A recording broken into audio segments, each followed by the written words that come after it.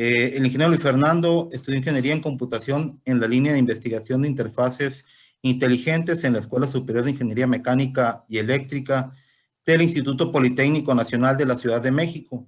Ha desarrollado una aplicación para dispositivos móviles diseñada para la misma escuela de la que egresó. Ha desarrollado también aplicaciones y herramientas de software para distintas dependencias en los diferentes niveles de gobierno y actualmente es investigador de infraestructura informática y aplicaciones en el área de sistemas de información sobre riesgos del CENAPRED. Me permito también presentar a quienes están presidiendo este curso taller, al ingeniero Gonzalo de la Peña Villerique, presidente de la CEPROC, y también es muy grato coincidir nuevamente con la doctora Cecilia Izcapa, directora de análisis de riesgos del CENAPRED. A continuación le cedo la palabra al ingeniero Gonzalo de la Peña.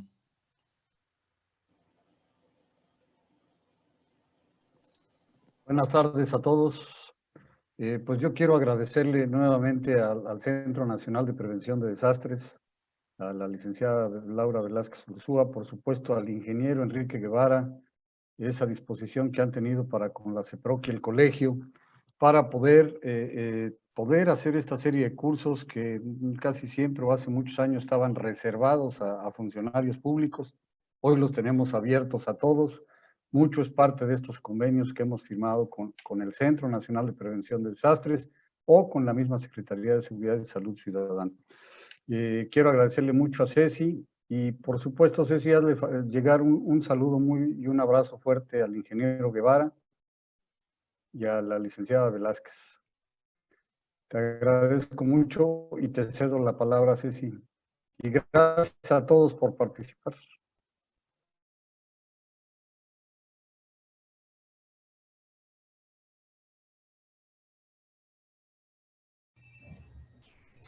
Ya estoy, ¿verdad? Ya se escucha. Adelante, doctora. Sí, pues muy buenas tardes a todas y a todos. Sean bienvenidos a este curso sobre básicamente el uso y la aplicación de lo que es el Atlas Nacional de Riesgos.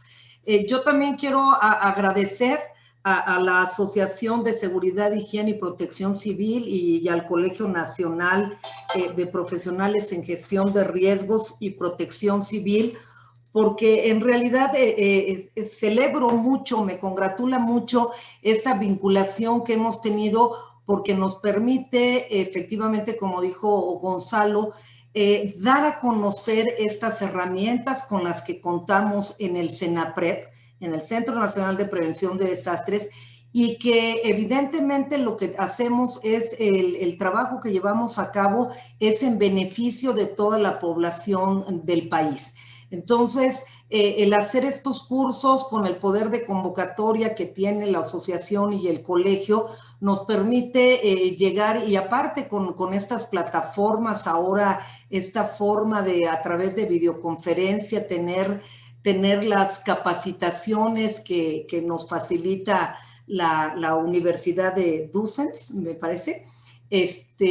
Pues agradecemos porque con toda esta infraestructura y esta colaboración podemos llegar a través de un solo curso, pues a través de mucho más gente. Tradicionalmente estos cursos del uso del Atlas los impartíamos en las instalaciones del CENAPRED, limitados a las conexiones de electricidad y de red en nuestras instalaciones, pues porque les pedimos que traigan su máquina y puedan practicar los ejercicios que van a ver. Así que me da mucho gusto que esta colaboración esté rindiendo frutos palpables para darle difusión a esta herramienta que, como les decía, es una herramienta con la que contamos en el país. Pocos países tienen, estamos orgullosos aquí en el centro de este Atlas Nacional de Riesgos. Y ahorita ustedes van a ver a través de este curso todas las aplicaciones, los usos, toda la información, que luego eso es lo que nos cuestionamos, pues tenemos más de 10.500 capas, tenemos esto, tenemos aquello, son más de 10 años trabajando en esta herramienta. concentra muchísima información y que puede servir para la toma de decisiones, para el ordenamiento territorial, para destinar usos de suelo, para cada una de las etapas de la gestión integral del riesgo de desastres. En fin, es una herramienta muy útil, como muchas cosas que tenemos aquí en el centro, y me da muchísimo gusto el interés que han mostrado con todos los que se han inscrito a esta capacitación, para que la conozcan, a través de ustedes también la den a conocer y pues pueda ser de utilidad. Muchas gracias, Mariano y Gonzalo, y por supuesto gracias a Fernando, que va a ser quien les imparta el curso nuevamente en esta ocasión. Muchísimas gracias y enhorabuena. Al contrario, muchas gracias, doctora, nuevamente por acompañarnos al inicio de este curso, y muchas gracias por la disposición que tiene siempre el senador, tanto el ingeniero Guevara como usted, en apoyar los trabajos que estamos realizando. Bueno, me voy a permitir, antes de hacer la palabra al ingeniero Fernando, comentarle la mecánica de este curso que se acordó con el instructor. La primera parte de este curso será prácticamente 1 hora, donde se verá una parte de teoría con los conceptos necesarios para poder comprender la información que se verterá sobre el atlas del riesgo. Una vez que termine esta parte teórica, tendremos minutos de receso para poder hacer unas pruebas de conexión sobre la aplicación aquí en esta plataforma, y se compartirá la liga para quienes deseen ir siguiendo desde sus equipos lo que el ingeniero Fernando García vaya explicando, pues que lo haga. Obviamente va a depender de la conexión que tenga cada uno de ustedes ahí en su localidad, para poder trabajarla simultáneamente a la plataforma Zoom y al Atlas Nacional de Riesgos. En este primer receso, durante el transcurso de la hora, vamos a aplicar aquí en el chat la liga para el primer pase de lista. Les agradeceremos que se registren con los datos que ahí se piden en la liga, para poder tener la asistencia a la primera parte del curso. Y es en este momento entonces cuando cerraremos la plataforma para nuevos ingresos. Una vez que se termina el receso y que hayamos manejado las primeras dudas que se tengan por parte de los asistentes, pasaremos a una segunda parte del curso, que son aproximadamente 40 minutos de introducción a la herramienta en línea, que se estará manejando aquí de manera remota en la plataforma. Después tendremos un receso de 20 minutos que será distribuido para hacer preguntas y respuestas sobre la herramienta que se haya explicado, y tomar ahí un café o un refresco. Una vez que termina estos 20 minutos de receso y preguntas y respuestas, seguiremos con 50 minutos para explicar parte por parte, las aplicaciones o los aplicativos que tiene el Atlas Nacional de Riesgos y cada función que tiene la aplicación. Pasado esta parte del taller, entraremos nuevamente a 20 minutos de receso y una sesión de preguntas y respuestas sobre esta parte que se terminó de explicar de las aplicaciones, y regresaremos con media hora de ejercicios prácticos en el Atlas Nacional de Riesgos, para terminar con otra sesión de preguntas y respuestas y la aplicación de la evaluación. En los 20 minutos de receso previos a los ejercicios, correremos en el chat también una liga para que nos hagan el favor de contestarla. Es una encuesta de evaluación que hace el Senapred en cada uno de los cursos, para el control de calidad en las capacitaciones que brindan. Y en el último receso de la encuesta final, pues obviamente es la evaluación, que consta de algunos reactivos, un número de reactivos de opción múltiple para que se respondan. Le pedimos que cuando respondan la evaluación y la envíen, en automático se les va a responder al correo que registraron ahí la evaluación que ustedes contestaron con su calificación, para poder obtener constancia, aparte de las asistencias que se corran tanto en la primera hora como en la misma evaluación. deberá tener una calificación mínima de 7.0. A partir de ahí se entregará constancia por parte del Senapred.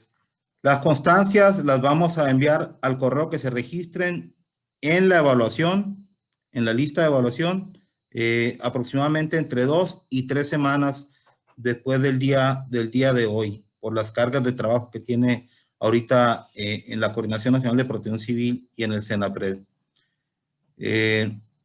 Bueno, por último les comento que para elaborar las constancias se tomará en cuenta los datos que anoten ustedes en la forma que lo anoten en la evaluación.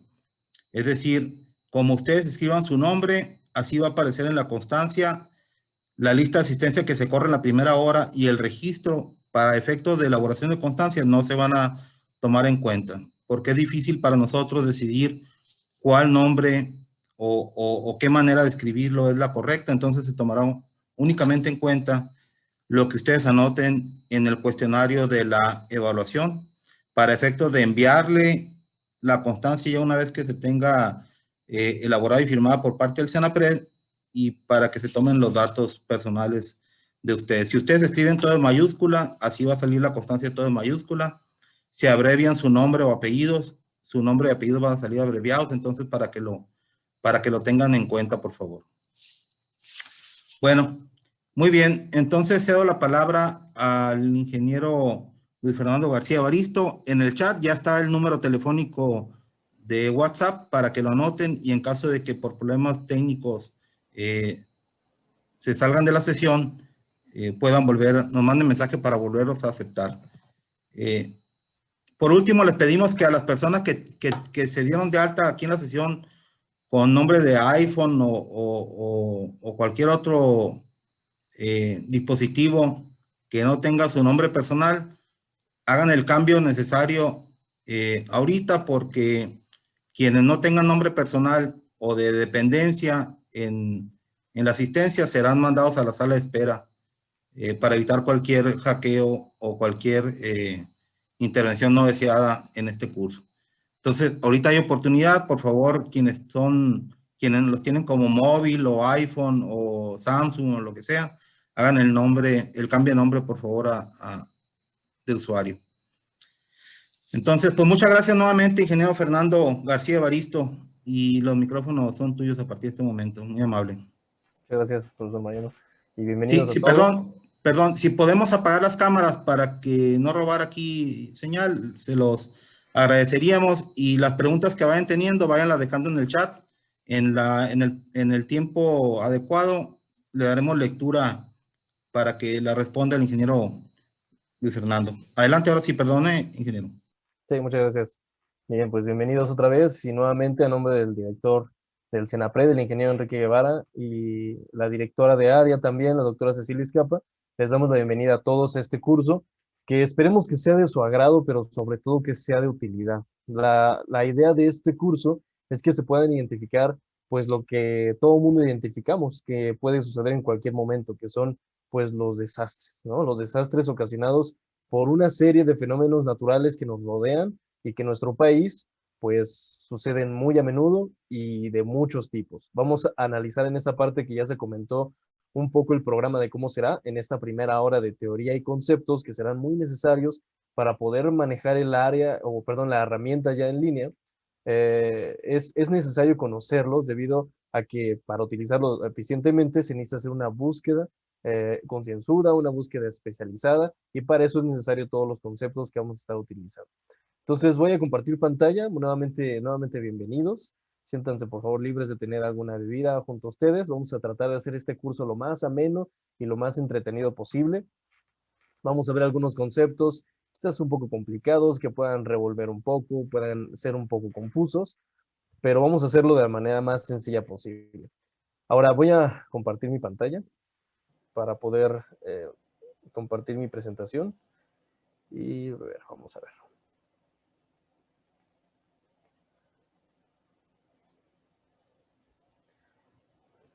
Listo.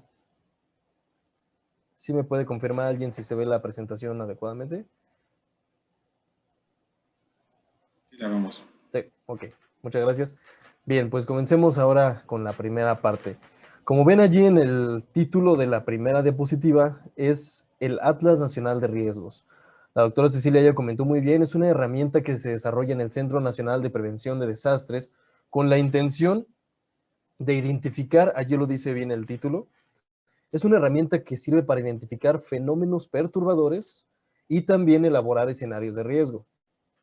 Entonces, el objetivo de esta herramienta es para dos cosas: la identificación de fenómenos perturbadores y elaborar escenarios de riesgos. Se pueden llevar algunas notas, tener algún acordeón al lado, tener algún equipo incluso que estén siguiéndome con los ejercicios más adelante, que hagamos uso de la herramienta, sería muy bueno que lo hicieran. Entonces, como ven, la herramienta sirve para dos cosas y vamos a ir analizando cada una de ellas, cómo se puede ir manejando y cómo se va perfeccionando la técnica. Además, sobre qué escenarios podemos construir una escena, por ejemplo, de riesgo, alguna probabilidad de ocurrencia de alguna presencia de algún fenómeno, entre otras cosas. Pero también identificar los fenómenos perturbadores. Imagínense ustedes que están en sus casas, en sus trabajos, que quieren a lo mejor, no sé, adquirir algún terreno, alguna casa en otro estado de la República, y quieren saber si por allí hay algún fenómeno o alguna presencia de algún quizás escenario de riesgo que pudiera ocurrir, que pudiera a lo mejor replantearnos si es bueno o no adquirir ese terreno. Es por decir un ejemplo, pero más adelante vamos a ver más aplicaciones que se le pueden dar a esta herramienta. Pero para empezar, el Atlas Nacional de Riesgos es para identificar fenómenos perturbadores y elaborar escenarios de riesgo. Ahora, ¿qué es lo que dice la Ley General de Protección Civil? En el artículo número 2 ya se define a partir del 2012, ya se define como tal la herramienta, ya tiene un lugar dentro de la Ley General de Protección Civil. Recordemos que un poco de marco histórico, a un tiempo atrás, en el 85 es cuando se establece, en 1985 es cuando se establece el Centro Nacional de Desastres como un centro de investigación para monitorear los fenómenos perturbadores o fenómenos naturales. Bueno, esta información, este monitoreo, pues obviamente recababa información. Se publicaban artículos, se determinaban o se escribían gacetas, y mediante la distribución era como se llegaba la información a la población de todo el país, porque es un centro nacional. Como es de imaginar, esta labor era muy complicada, era muy difícil de llevar a cabo. Por lo tanto, se tuvo que haber desarrollado a lo largo del transcurso de estos años, se tuvo que desarrollar una herramienta que compilara toda esa información, todo ese monitoreo, todos esos artículos, toda la investigación que se hace en el centro y de otras dependencias también que nos basamos en su ayuda o que nos proporcionan su ayuda, pues mediante esos servicios y mediante esas investigaciones se compiló todo en una herramienta que se llama Atlas Nacional de Riesgos, que a partir del año 2012 ya se define en el artículo número 2, que lo voy a leer tal cual. Este dice así: es un sistema integral de información sobre los agentes perturbadores y daños esperados. Es el resultado de un análisis espacial y temporal sobre la interacción entre los peligros, la vulnerabilidad y el grado de exposición de los agentes afectables.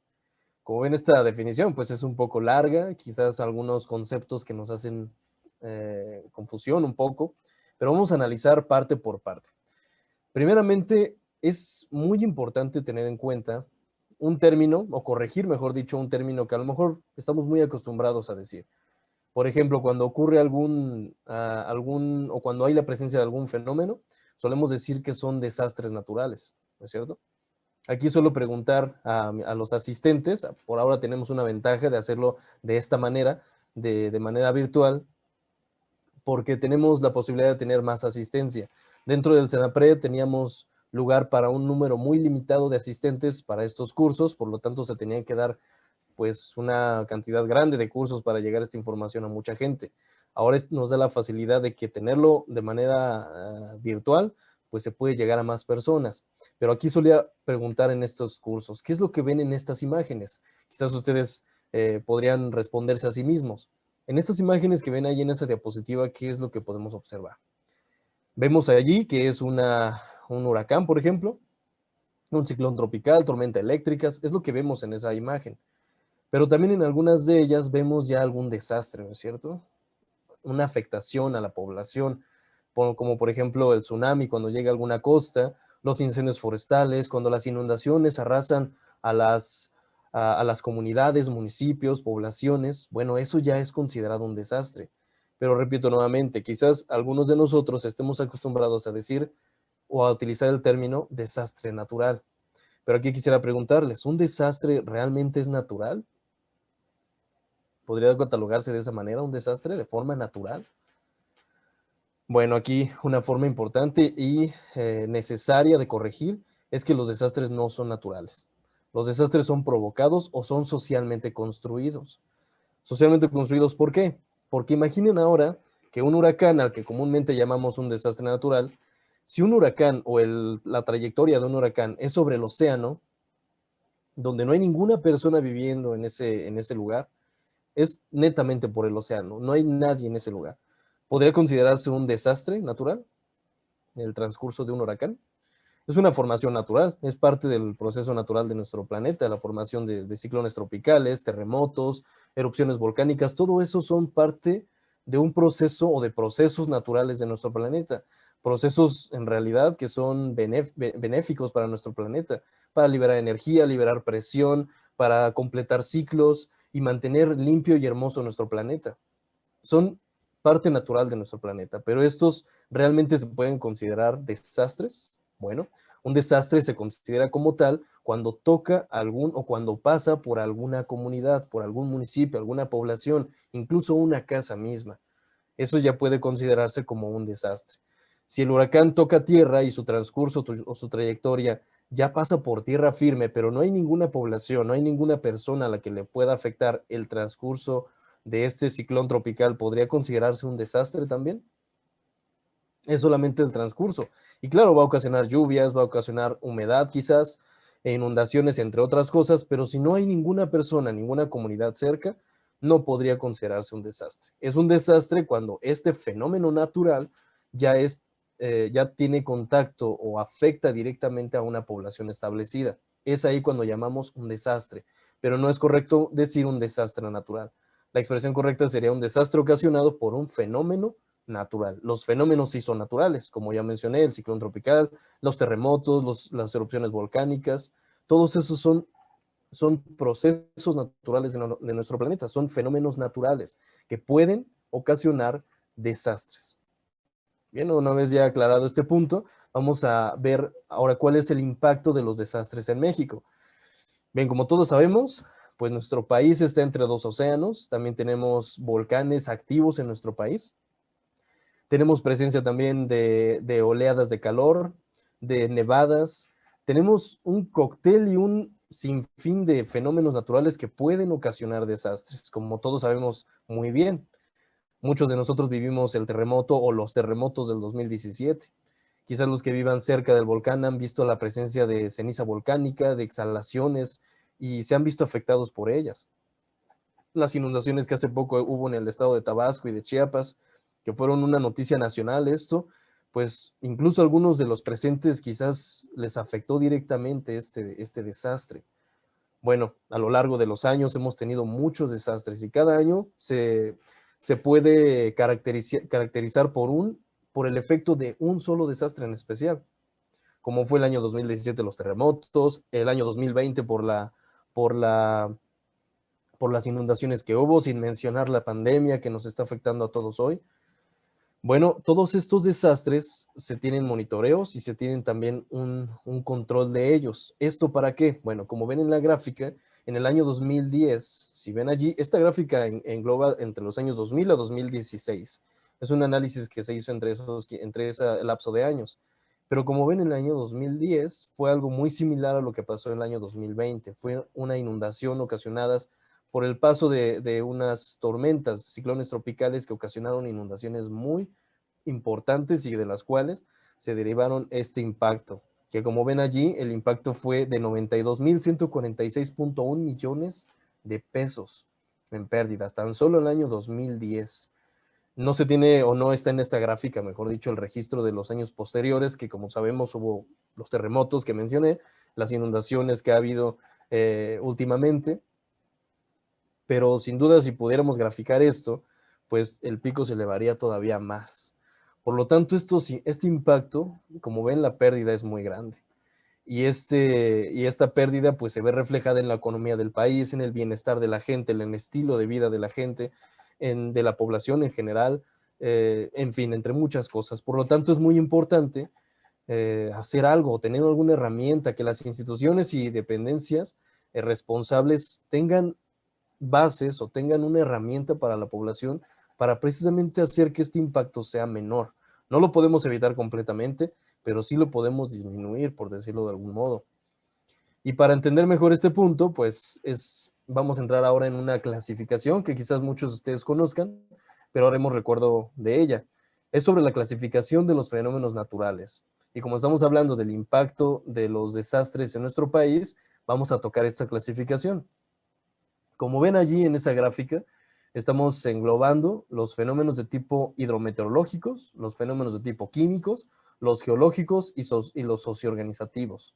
Los 4 más importantes para el impacto de los desastres en México. Más adelante vamos a ver una lista de los fenómenos que pueden incluirse dentro de cada clasificación, pero observen bien la gráfica. Antes de pasar a esa lista, observen bien esta gráfica. ¿Cuáles son los tipos de fenómenos que más impactan a nuestro país? Unas personas quizás, sobre todo en el centro del país, quizás dirán, bueno, los terremotos son los que llevan una buena parte. A lo mejor quienes viven en el norte del país dirán, bueno, los fenómenos como incendios forestales, las oleadas de calor, las nevadas, son los que impactan más. Y sí tienen un impacto importante. Pero a nivel nacional, como lo pueden ver en esa gráfica, los fenómenos de tipo hidrometeorológicos son los que se llevan el pastel completo, por decirlo así. Si ven ustedes allí, es del 86.6% en el lapso de mismos años que mencioné, que fueron del año 2000 a 2016. Fue con un porcentaje del 86.6%. Ya esto es fácil de entenderse porque imaginen la siguiente ilustración. O el siguiente ejemplo. ¿Qué tan frecuente es que haya terremotos de magnitudes destructivas? ¿Con qué frecuencia se presentan en nuestro país en comparación con la frecuencia que se presentan los ciclones tropicales, las tormentas tropicales, las inundaciones, las lluvias extremas, granizadas? ¿Con qué frecuencia se presentan ambos? O las erupciones volcánicas, ¿con qué frecuencia se presentan también? ¿Verdad que no se puede comparar con los de tipo hidrometeorológicos? Las inundaciones y las lluvias son los que más impactan a nuestro país. Y esto es lógico porque tenemos una gran cantidad de ríos, lagos, tan solo estamos entre 2 océanos, por lo tanto es lógico pensar que los desastres que más impactan, los que más destrozos ocasionan, los que más daños causan a nuestro país, a nuestra nación y a la población mexicana son los de tipo hidrometeorológicos. Como ven, es una gran diferencia con los de tipo químico, que son los siguientes, que con el 13.0%. Después le siguen los de tipo geológicos, que son el 0.3%, y los de tipo socioorganizativos, que son el 0.1%. Recuerden que estamos tomando los años 2000 a 2016 de esta gráfica. Ahora, para entender mejor esto, y ahora sí esta parte es muy importante porque para hacer uso de la herramienta vamos a poder hacer escenarios de riesgos basados en esta clasificación, basada en esta búsqueda. Si nosotros hacemos uso de una aplicación en especial, bueno, vamos a querer utilizar a lo mejor el escenario de un sismo, por ejemplo, del transcurso de un ciclón tropical y ver la inundación que ocasionó en el municipio de Jalisco tal, o del municipio tal de Tabasco, o del municipio tal de Chiapas. Bueno, para hacer nuestro escenario de riesgos y no estar buscando con puro clic y tardarnos mucho tiempo, bueno, podemos hacer un filtrado de ellos gracias a esta clasificación porque los fenómenos están en la herramienta clasificados de esta manera. Entonces, como ven ahí en la diapositiva, ojalá que se alcance a ver un poco bien, podemos ver que los fenómenos de tipo geológico, ahí engloban los sismos, las erupciones volcánicas, los tsunamis, la inestabilidad de laderas, los hundimientos. También están los fenómenos de tipo hidrometeorológicos, que como mencioné son los que más impactan a nuestro país. Aquí se engloban los ciclones tropicales, las lluvias extremas, las inundaciones, las tormentas de nieve o granizo.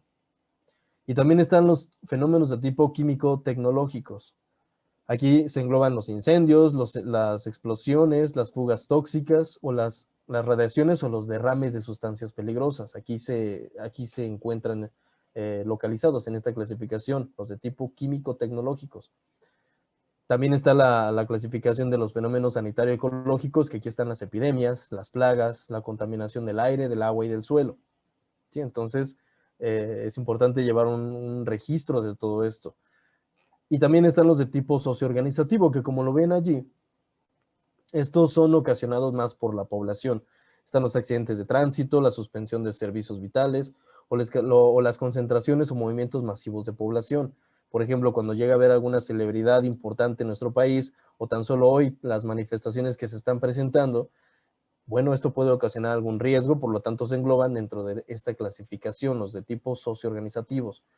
Hay una nueva clasificación que es el astronómico, aquí no lo incluí en esta diapositiva, pero está también los de tipo astronómicos, que aquí se encuentra la radiación, las lluvias de estrellas, asteroides, pero eso es una clasificación nueva y por lo tanto, o prácticamente nueva.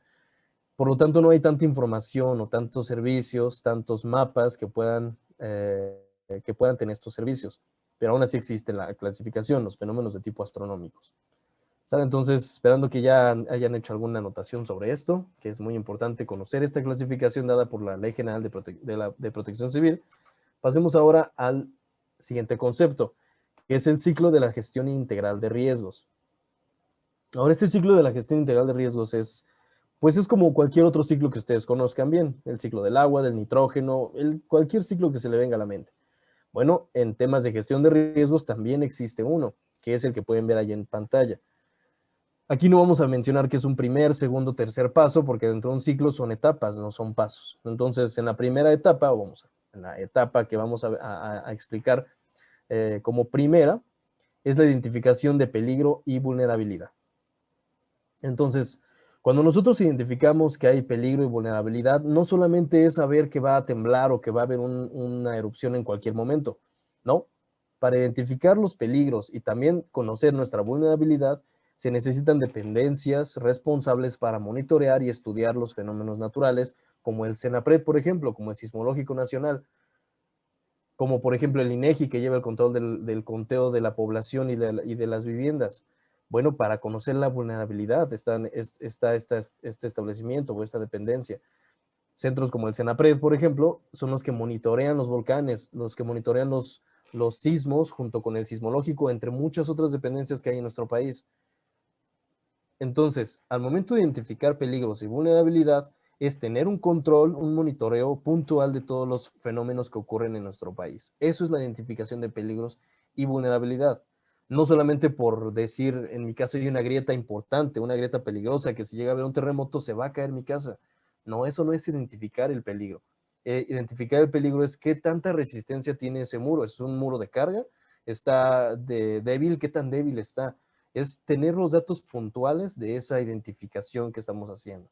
Esa es como una de las etapas de este ciclo. Otra etapa, que es la siguiente, es la prevención y la mitigación. Bueno, prevención y mitigación. ¿Cómo lo podemos entender esto? Si en su casa, por ejemplo, tienen una mochila de emergencia, aquí generalmente pregunto, ¿quién de ustedes tiene una mochila de emergencia? Levante su mano, por favor. Bueno, aquí respóndanse ustedes mismos. ¿Tengo mi mochila de emergencia? Es importante tenerla muy en cuenta porque, como sabemos, un desastre llama a las puertas en cualquier momento y una mochila de emergencia es muy importante tenerla en cuenta. Ahora, ¿tengo mi mochila de emergencia? ¿Tengo extintores en mi dependencia de trabajo? ¿Tengo un punto de reunión? ¿Tengo un plan familiar, por ejemplo?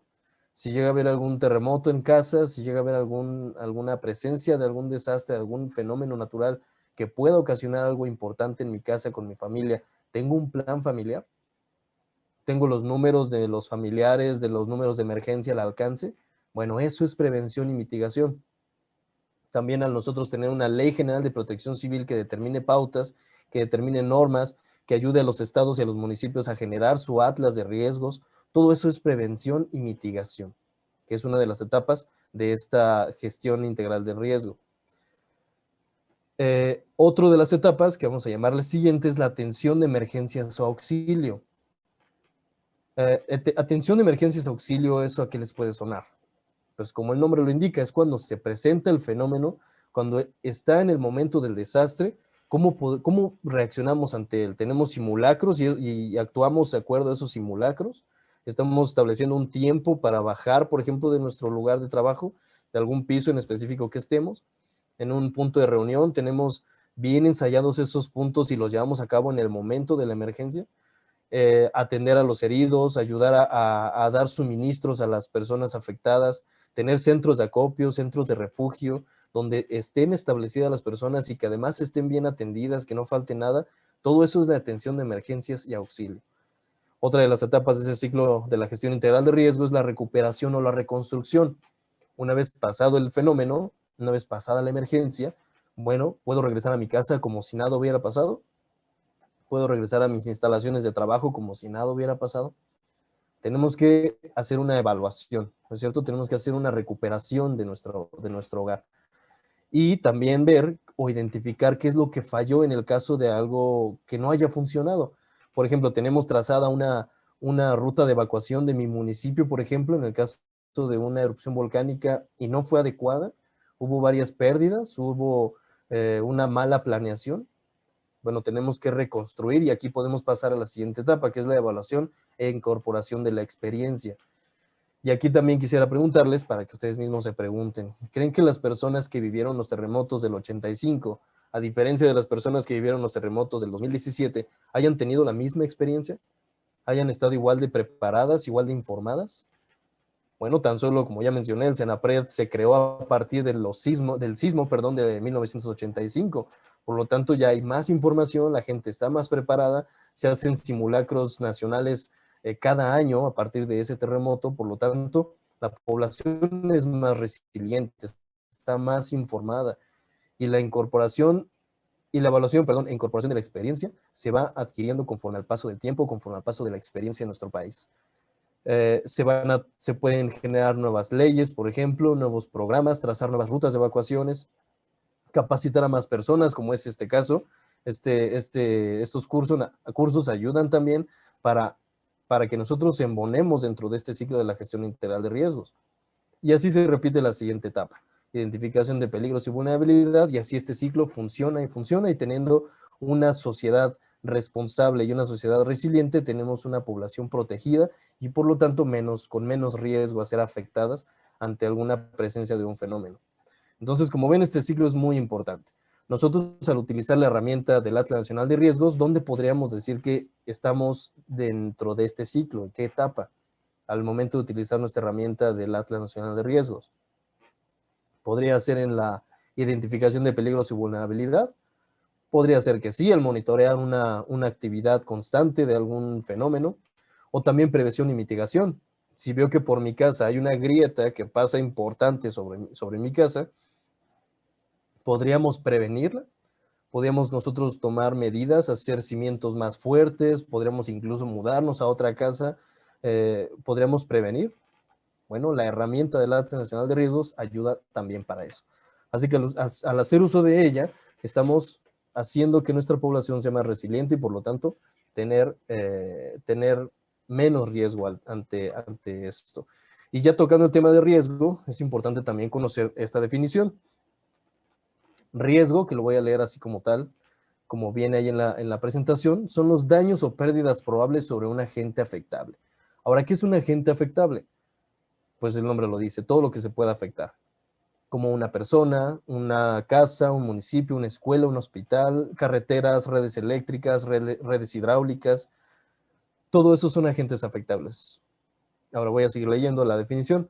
Resultado de una interacción entre su vulnerabilidad y la presencia de un agente perturbador. El riesgo se mide en porcentaje. Ahora, aquí estoy englobando tres aspectos, o tres aspectos nuevos, que como ya mencioné, el agente afectable. ¿Qué puede ser un agente afectable? Bueno, aquí lo voy a ejemplificar mediante estas imágenes que pueden ver. El agente afectable, como ya mencioné, puede ser tanto una persona como un estado, un país entero. También pueden ser redes hidráulicas, pueden ser escuelas, como lo ven allí. Los animalitos también pueden ser agentes afectables, sus mascotas, todo eso son agentes afectables. Ahora, el riesgo está basado sobre ellos. Este riesgo es la interacción, no son los daños sobre este agente, que es el resultado de la interacción entre la vulnerabilidad, qué tan resistente o qué tan débil es, ante la presencia de un agente perturbador. Y el agente perturbador lo podemos llamar como un ciclón tropical, una inundación, una erupción volcánica, entre muchos otros ejemplos. ¿Sí? Entonces, un agente perturbador es lo que perturba, lo que daña, lo que afecta. En el ejemplo que están viendo allí, estamos teniendo como el peligro a un huracán, por ejemplo, un tornado, que va a pasar sobre una escuela, que esta escuela es la exposición, es el agente afectable. Este agente afectable está expuesto ante este peligro. Y dependiendo de su construcción, de sus métodos o sus medidas de emergencia, va a determinar qué tan vulnerable es ante la presencia de este peligro. Esta puede ser física o social. Todos conocen el cuento de los 3 cochinitos, ¿no? Y saben bien que cuando una casa está construida con materiales de baja calidad, como en el caso de paja, por ejemplo, en el cuento, pues un viento leve lo puede tirar, lo puede destruir. Pero si la casa está construida fuertemente y tiene bases sólidas, y además de esto tiene leyes y tiene establecidos programas de emergencia para los alumnos y maestros, pues sin duda es una vulnerabilidad menor la que tiene esta escuela, haciendo específicamente el ejemplo de la escuela. Entonces es importante tener en cuenta el riesgo que podemos tener incluso saliendo desde casa. Es más, incluso en la casa misma estamos ya en riesgo. Al momento de tener fuga de gas, por ejemplo, al tener un tanque de gas estacionario en malas condiciones, con mucho óxido, todo eso ya es riesgo. Por lo tanto, todo eso es importante de tener en cuenta. Ahora, cada uno de estos aspectos que involucran el riesgo tiene su propia definición, que lo menciona así: el peligro es la probabilidad de ocurrencia de un fenómeno perturbador con cierta magnitud en un cierto periodo de tiempo en un sitio dado. El potencial se mide de 0 a 1, siempre el peligro. Tanto el peligro como la vulnerabilidad, de 0 a 1. Ahora, el sistema expuesto es la cantidad de personas. Bueno, antes de mencionar qué es el sistema expuesto, quisiera preguntar si el peligro puede ser controlable. ¿Qué podrían decir ustedes? ¿Podrá ser controlable el peligro? Muchos dirán sí, otros dirán que no, otros quizás tal vez, algunos, no todos. Bueno, para entender un poco mejor esto, ¿podremos evitar que haya lluvia, por ejemplo? ¿Podemos evitar que haya algún temblor, algún terremoto? ¿Podemos evitar que haga frío? ¿Podemos evitar que nos enfermemos, por ejemplo? Bueno, aunque hay medidas, pero no se puede evitar. ¿Sí? El peligro siempre estará latente. Por lo tanto, esto es muy, muy importante tener en cuenta, porque el peligro siempre va a estar latente. Siempre, en cualquier lugar en donde nos encontremos, va a haber algún peligro. Va a haber algún agente perturbador. Siempre. Ahora, dependiendo del sistema expuesto, ahora dependiendo de la vulnerabilidad que tengamos, es de acuerdo a lo resistente o débil que seremos ante este peligro. Ahora, no es controlable el peligro, ya lo mencioné, pero ahora veremos si el sistema expuesto es lo mismo. El sistema expuesto, que ya mencioné, es una persona, puede ser un animalito, una casa, un municipio. Este se define así: el sistema expuesto son la cantidad de personas, bienes, valores, infraestructura y sistemas susceptibles a ser dañados o perdidos. El sistema expuesto, quisiera preguntarles nuevamente, ¿será controlable? ¿Será controlable un sistema expuesto? Es decir, una persona, un municipio, de alguna manera podrá dejar de estar expuesto a los peligros. Aquí pudiera haber un poco de confusión, pero la respuesta es no. Un sistema siempre va a estar expuesto, una persona siempre va a estar expuesta. No por vivir en el centro del país, por ejemplo, vamos a ser inmunes a todo. Al norte del país, por ejemplo, vamos a ser inmunes a algo. Es cierto que en el norte del país no tienen presencia de volcanes, por ejemplo, no tienen presencia de terremotos destructivos como aquí en la Ciudad de México, pero son expuestos, por ejemplo, a oleadas de calor, entre otros más fenómenos. Pero el sistema siempre va a estar expuesto, siempre, en cualquier lugar en el que estemos. Mientras tengamos vida, vamos a ser un sistema expuesto. Mientras un edificio esté elaborando, mientras un hospital esté funcionando, siempre va a ser un sistema expuesto. Por lo tanto, esto no lo podemos controlar. No por decir, vamos a construir nuestro municipio, nuestra casa en un lugar más resistente, vamos a dejar de estar expuestos. No, vamos a seguir siendo expuestos a una o a otra o a otro fenómeno. Por lo tanto, no lo podemos controlar. Siempre va a estar expuesto a algo. Muy diferente es la vulnerabilidad. Esta es una historia muy diferente. Este se define así. Es la susceptibilidad o propensión de los sistemas a ser expuestos, susceptibilidad o propensión de los sistemas expuestos a ser afectados. Su vulnerabilidad se puede controlar, y aquí muchos dirán, aquí sí se puede controlar, y es cierto, este sí se puede controlar. Un ejemplo muy básico es una persona que cuida su salud, hace ejercicio constantemente o tiene un programa de ejercicio considerable y bueno, cuida la alimentación, duerme las suficientes horas al día, le da también las horas necesarias al trabajo y las horas necesarias también para el esparcimiento con su familia. ¿Quién será más vulnerable a sufrir alguna enfermedad o a sufrir a lo mejor depresión, estrés? La persona que no cuida su vida, que no cuida su salud, o la persona que no toma en cuenta esos aspectos. Una persona que toma agua diariamente y que hace ejercicio seguramente será más sana y sus defensas serán más fuertes que una persona que se la pasa comiendo comida chatarra, comida rápida, pura botana, por ejemplo, por decir un ejemplo muy básico. Pero es cierto que esto puede ayudar a entender que una persona, o mejor dicho, que la vulnerabilidad se puede controlar. De igual manera, una infraestructura, un edificio, una casa, se puede hacer más resistente, puede tener mucha resistencia ante alguna presencia de un fenómeno. O puede ser muy débil, puede tener bases o puede tener cimientos débiles, no puede tener un programa de emergencia, ni siquiera hacer simulacros. Bueno, si no se toman en cuenta estas cosas, obviamente su vulnerabilidad será más alta. Como es entender, entonces, el riesgo que involucra estas tres cosas, que lo pueden ver en la parte de hasta abajo, se puede ejemplificar como una ecuación multiplicativa, donde si alguno de ellos es variable, que en este caso es la vulnerabilidad, este se puede manejar, se puede controlar, es una variable manipulada por una persona, vamos a llamarlo así, es manipulada de alguna forma. ¿El riesgo entonces será controlable? Pues sí es controlable también. Y la disminución del riesgo depende de qué tan informada esté la población, de qué tan informada esté una persona ante la presencia de un fenómeno perturbador.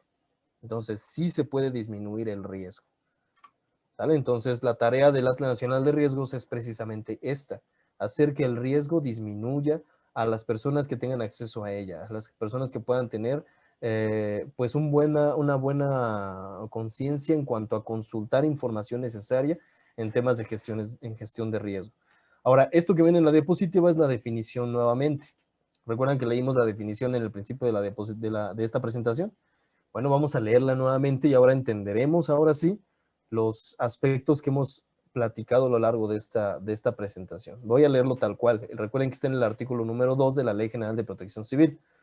Esta se define así. Es un sistema integral de información sobre los agentes perturbadores y los daños esperados, resultados de un análisis espacial y temporal entre la interacción entre los peligros, que ya sabemos que es peligro, la vulnerabilidad, que sabemos que se puede controlar, y el grado de exposición de los agentes afectables, es decir, qué tan expuestos están. Qué tan expuestos están, por ejemplo, a ciclones, a sismos, a oleadas de calor, a ciclones tropicales, etc.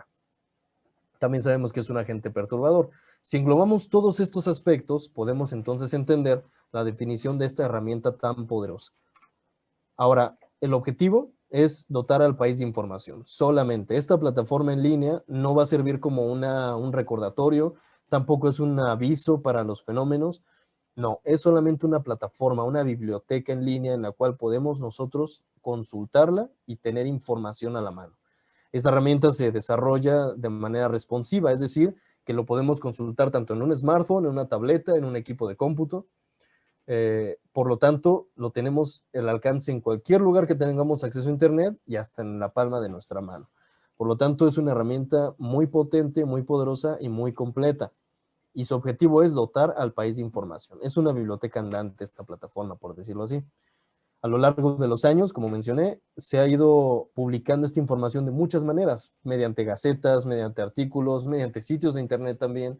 Se han compartido información a las universidades, a las dependencias responsables de diferentes labores, y se ha tratado de llegar a la mayoría de la gente, a la mayor parte de la población mexicana.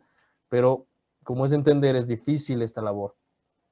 Es difícil esta tarea, por lo tanto, esta herramienta hace un cambio radical en la forma en cómo tenemos acceso a esta información. Seguramente muchos de nosotros no conocimos una gaceta de estas, publicadas por el Senapred. Bueno, pues es importante reconocer que esta herramienta fue un parteaguas en la manera en cómo distribuir esta información tan valiosa, ya que de eso depende nuestra propia vida incluso. Bueno, ¿cómo es su construcción? Esto ya forma parte un poco de la arquitectura del proceso de construcción del Atlas Nacional de Riesgos, un poco técnica esta parte. Primeramente forma por 4 puntos o 4 partes, que es la gestión de información, es decir, la forma en cómo se elabora la información y cómo se conjunta ella misma.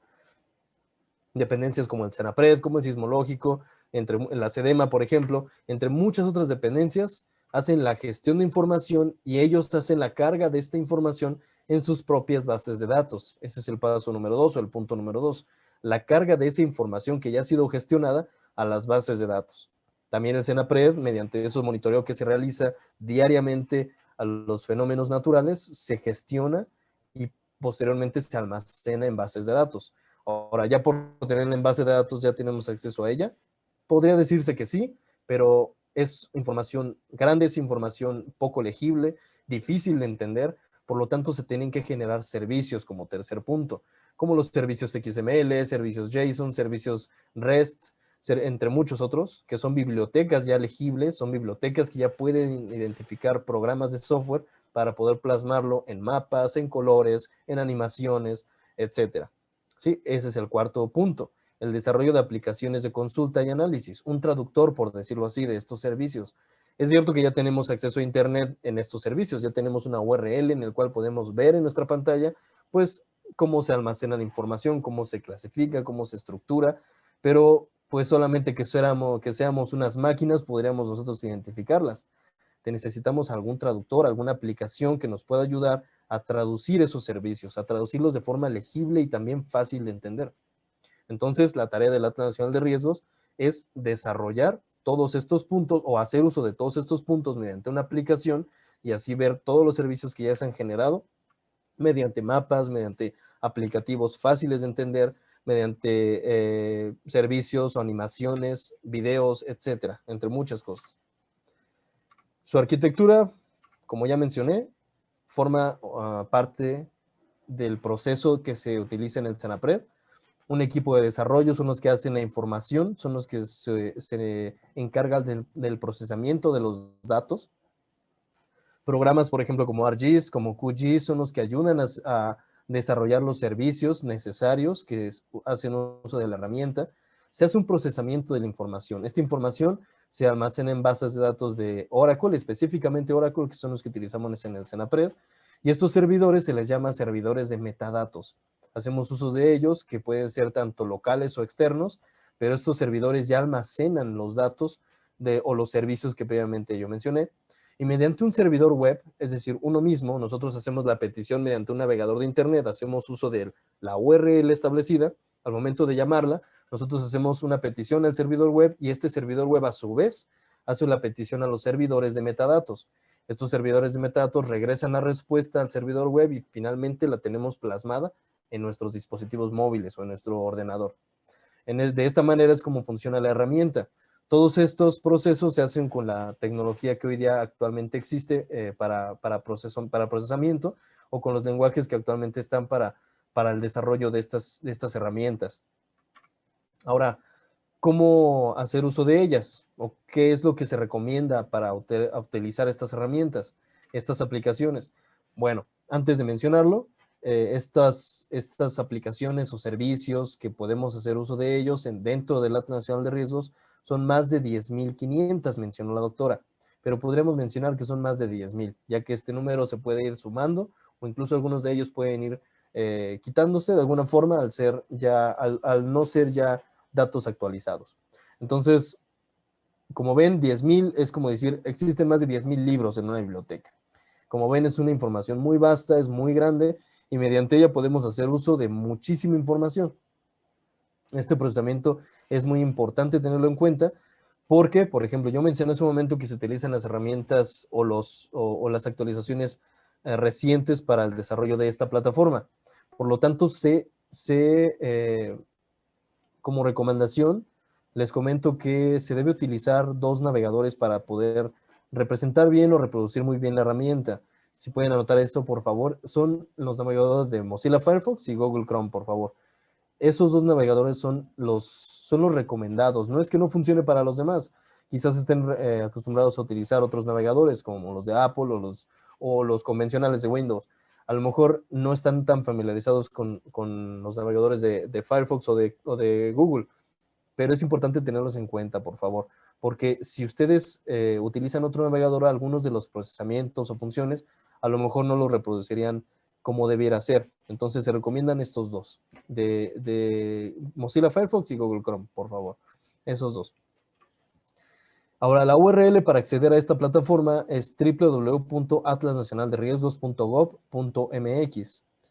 Es importante tenerlo en cuenta. Algunas personas, es un error común que a veces escuchamos, que ponen Atlas Nacional de Riesgo. Atlas Nacional de Riesgo. Entonces, con una letra que le falte a la URL, ya no accedemos a la plataforma.